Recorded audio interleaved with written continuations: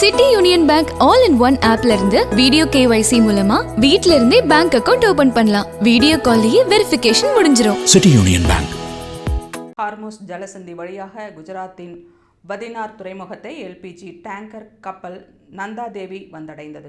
Hormuz ஜலசந்தி வழியாக கச்சா எண்ணெய் ஏற்றிச் செல்லும் டேங்கர் கப்பல்கள் மீது ஈரான் தாக்குதல் நடத்தி வருவதால் அந்த வழியாக கப்பல் போக்குவரத்து தடைப்பட்டுள்ளது. இதையடுத்து இந்திய கப்பல்களை ஹார்முஸ் ஜலசந்தி வழியாக அனுமதிப்பது தொடர்பாக ஈரான் வெளியுறவு அமைச்சர் அப்பாஸ் அராக்ஷியுடன் மத்திய வெளியுறவுத்துறை அமைச்சர் ஜெய்சங்கர் 4 முறை பேச்சுவார்த்தை நடத்தினார். பின்னர் இந்தியாவின் ஹிவாலிக் மற்றும் நந்தாதேவி போன்ற LPG டேங்கர் கப்பல்கள் ஹார்முஸ் ஜலசந்தியை கடக்க ஈரான் அதிகாரிகள் அனுமதி வழங்கியிருந்தனர்.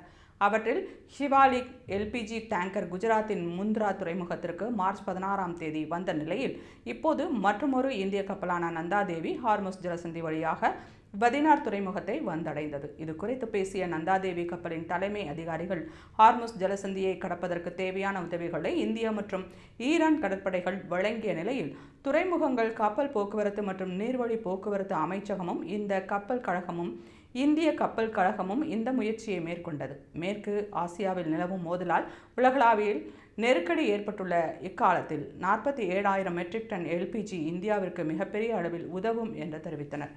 வதினார் துறைமுகத்தில் நிலை நிறுத்தப்பட்டுள்ள நந்தாதேவி கப்பலில் உள்ள LPG MT BW பிரீஸ் மற்றும் MT ஜாக் பிரதாப் ஆகிய 2 கப்பல்களுக்கு மாற்றப்பட உள்ளது. மேலும் ஐக்கிய அரபு அமீரகத்தில் இருந்து சுமார் 81,000 டன் முர்பான் கச்சா எண்ணெய் ஏற்றிக்கொண்டு ஜாக் லடாக்கி என்ற இந்திய கப்பல் பாதுகாப்பாக வந்து கொண்டிருப்பதாகவும் அதிகாரிகள் தெரிவித்தனர்.